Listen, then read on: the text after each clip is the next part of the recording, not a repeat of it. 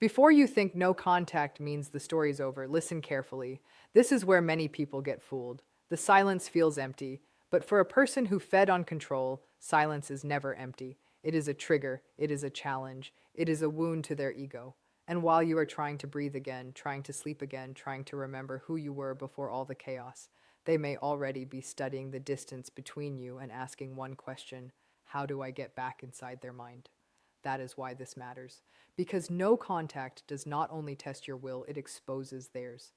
And what they want from you in this phase is not always obvious. It is not always a phone call, not always a message, not always some dramatic scene. Sometimes it is much quieter than that, much colder, much more calculated. They want a sign, a crack, a little proof that they still matter. So if you have been feeling strange, restless, pulled in different directions, even though there has been no conversation, stay with me. Because what looks like silence can still be manipulation.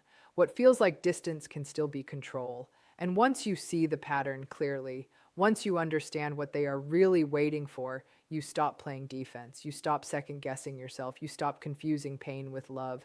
And that is the moment your healing gets stronger than their game. The first thing they secretly want is your reaction, not always your voice, not always your return, just your reaction. That is enough to feed the cycle. A viewed story, a sad post, a message you type and delete and then send anyway, a friend telling them you asked about them. Even anger can feel like a reward to them, because attention is attention. To a person like this, your peace is a threat, but your emotional movement is proof that they still have access. This is why tiny things happen after no contact. A random like, a strange follow, a vague caption, a post that feels aimed directly at you but stays just unclear enough to deny. None of that is small. It is bait. It is meant to create noise in your mind. They know your patterns. They know what stings. They know what makes you wonder, what makes you compare, what makes you lose your calm for one more night. And if they cannot pull you back into a conversation, they will try to pull you back into a feeling. That is still a win for them. So when you catch yourself wanting to answer, wanting to defend, wanting to show them you are not bothered, stop there. That urge is exactly what they were hoping for. And this is the part many people miss. Even a reaction that says, leave me alone, still tells them they can reach you. It still proves the door is not fully shut. Watch that closely, because this is where the cycle tries to restart. The second thing they want is your confusion. They want you to sit in the silence and turn it into 1,000 questions. Why are they not reaching out? Did they move on that fast? Did any of it mean anything? Are they really happy now? Did I matter at all? That storm inside your mind is not an accident. Very often it is the exact result they wanted. A person like this understands the power of unfinished endings. They know the human mind hates loose ends. It wants answers. It wants closure. It wants a reason that makes the pain make sense.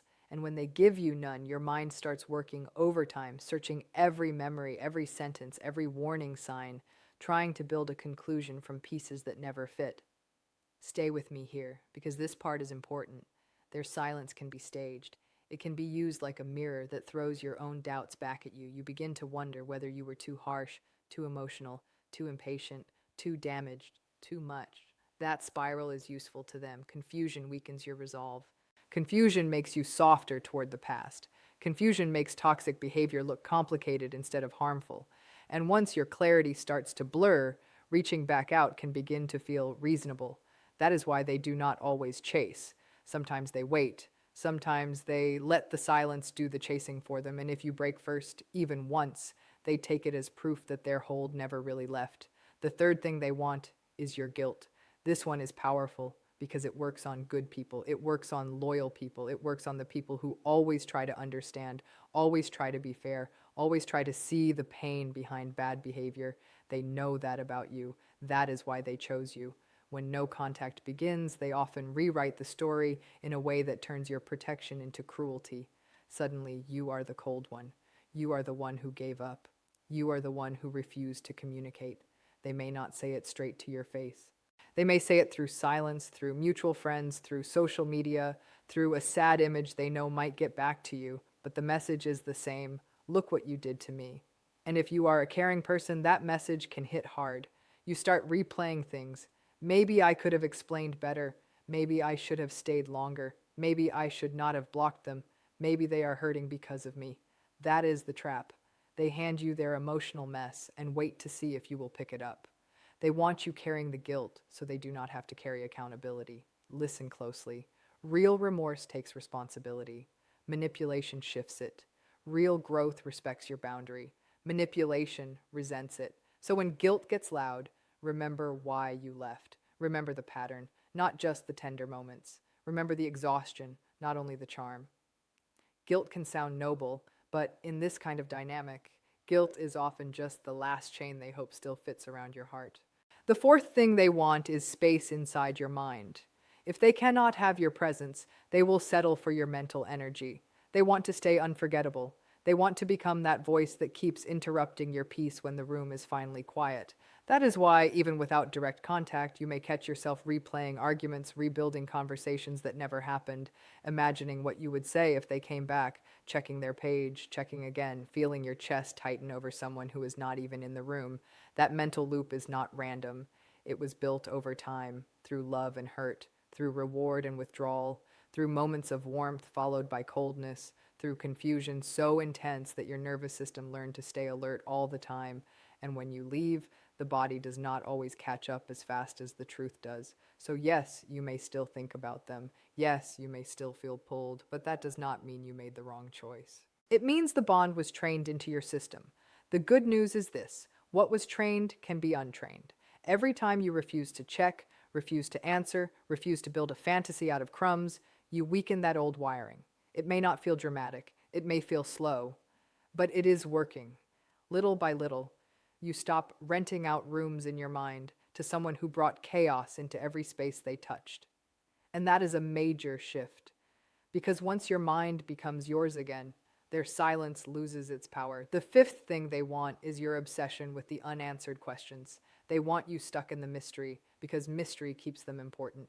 This is why so many toxic endings come with no proper closure, no honest conversation, no full truth, no clean explanation, just mixed signals, half apologies, future promises that suddenly vanish, distance that appears out of nowhere, or a cold exit that makes you feel like the whole relationship changed shape overnight.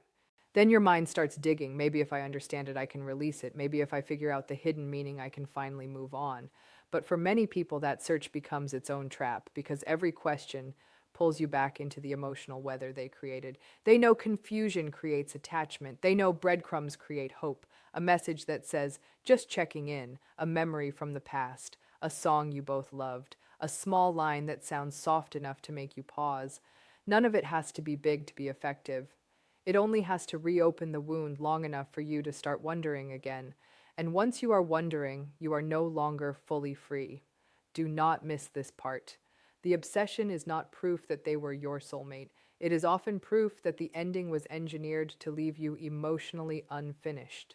Your brain wants a neat ending, but healing does not always arrive through answers. Sometimes it arrives through acceptance, through seeing that the lack of closure was the closure, through understanding that healthy love does not need confusion to stay alive.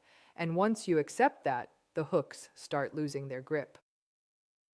The sixth thing they want is your return. Not because they suddenly discovered your worth, not because they woke up transformed, not because time magically turned selfishness into empathy. They want your return because your return confirms their power. It tells them the cycle still works. It tells them the training still holds. It tells them the bond they built through highs and lows is still stronger than your boundaries. That is why many of them do not rush. They wait. They assume time will help them. They trust nostalgia. They trust loneliness. They trust your heart more than your memory. They know anger cools down. They know pain can blur. They know people often remember the rare, sweet moments louder than the daily damage. So they let the clock soften the edges, and then, when they sense the right opening, they test the door.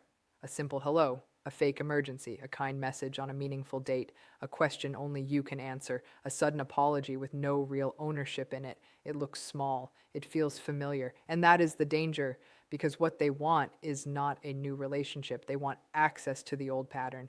They want the same opening, the same emotional control, the same ability to leave you confused and then return when it suits them. If you answer, they do not hear love. They hear permission. They hear proof that they still own a key to your inner world.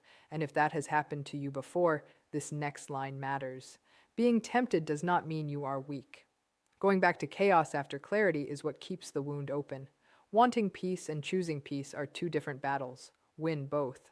The seventh thing they want is control over the story. Once they lose direct access to you, they often try to protect their image. This matters to them more than most people realize. They do not just fear losing you, they fear losing the version of themselves they sold to others. So when no contact begins, they may quietly start shaping the narrative. They tell people you changed. They say you became distant, dramatic, unfair, unstable, impossible to talk to. They make themselves sound confused and wounded while leaving out the manipulation, the coldness, the cruelty, the games, the pressure, the way your nervous system was always bracing for the next shift. Sometimes they do not even need full lies. Half-truths are enough. A vague post about betrayal, a sad quote about toxic people, a carefully timed picture that makes them look peaceful while you are painted as the storm. It is a performance, and it is designed to protect their mask. Because if people believe your silence means they were the problem, then their image cracks. And that is hard for them to tolerate, so they move fast. They fill in the blank space before your truth can land. But here is what changes everything. You do not have to chase every rumor. You do not have to explain yourself to every person who was only willing to hear one side. You do not have to exhaust yourself proving your pain to people who were never in the room when it happened. Sometimes protecting your peace means letting false stories collapse under their own weight while you keep building a life that no longer revolves around being misunderstood. And this is where the deeper truth comes in. What they want from you during no contact is not just one thing, it is a whole package. They want your reaction, your confusion, your guilt, your mental energy, your unanswered questions, your return, and control of the public picture. That is the full game. And once you see all seven clearly, the pattern stops looking personal and starts looking predictable. That matters because predictability is power. When you know the moves stop feeling magical. A story view is not destiny. A vague quote is not healing. A late-night message is not growth. A soft apology without changed behavior is not love. A person can miss your availability and still not respect your humanity. Read that again in your mind. They can miss what you gave without valuing who you are. That is why no contact feels so hard at first. You are not just breaking communication. You are breaking a cycle that trained you to confuse crumbs with comfort and intensity with connection. You are stepping out of a pattern where your empathy kept getting used as an open door. And yes, some days you will feel strong, and other days you will feel shaky. Some days you will miss them. Some days you will miss the fantasy of who they pretended to be. That is normal. Healing is not a clean line. But do not let a hard day make you rewrite the truth. Missing someone is not the same as being safe with them.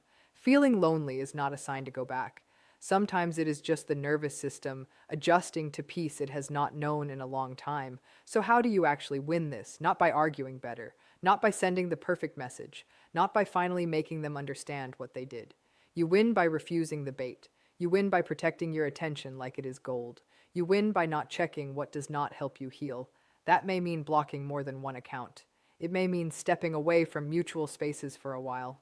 It may mean writing the message in your notes instead of sending it. It may mean calling a trusted friend when the urge hits hard. It may mean building new rituals for the hours when your mind used to drift back to them. Morning walks, quiet music, prayer, journaling, exercise, therapy, reading, breathing through the wave instead of obeying it. None of this sounds dramatic, but this is the real work, the private work. The powerful work, because every time you choose a healthy action over an old reflex, you teach your body that survival no longer depends on their approval. And if you slipped before, if you broke no contact once or twice, do not turn that into a life sentence. Learn from it, tighten the boundary, start again. Progress is not destroyed by one weak moment unless you decide to stay weak after it. Listen, because this can change everything.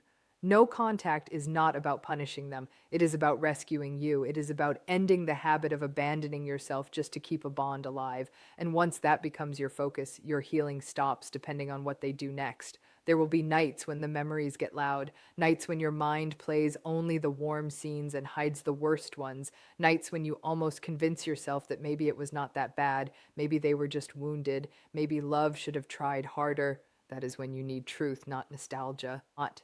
Truth says love should not leave you anxious all the time. Truth says care should not feel like walking on glass.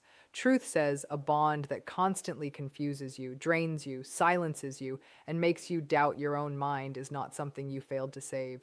It is something you survived. And that shift matters, because when you stop seeing yourself as the one who lost them and start seeing yourself as the one who escaped a harmful cycle, your whole posture changes.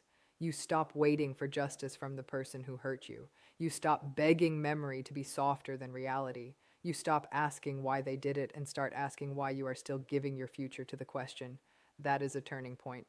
Not loud, not flashy, but life-changing. And if you are in that place right now, right on the edge between craving closure and choosing peace, hear this clearly. Closure is not always a conversation. Sometimes closure is the day you stop expecting the truth from someone who only used truth when it served them. Sometimes closure is your silence. Sometimes closure is your refusal to return to the fire just because the ashes still feel warm. The strange thing about healing is that it can feel empty before it feels beautiful. At first, peace can feel boring, calm can feel suspicious, silence can feel heavy. That is what happens when your system got used to emotional chaos. It starts mistaking intensity for meaning. So when life becomes quieter, part of you may think something is missing. But what is missing is the drama, not the love. What is gone is the pressure, not your worth. What has left the room is confusion, not connection. Give yourself time to learn the difference. Give your body time to believe that calm is not danger, that a quiet phone is not rejection, that a normal day is not a sign something is wrong.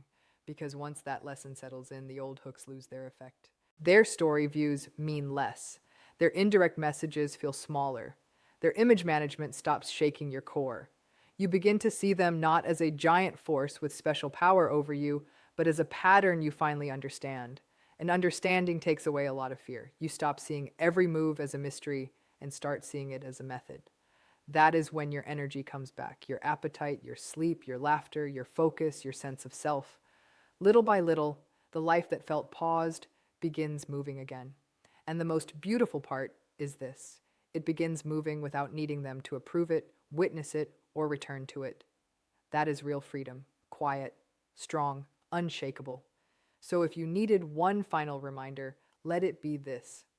No contact does not only expose what they want from you, it reveals what you must stop giving away.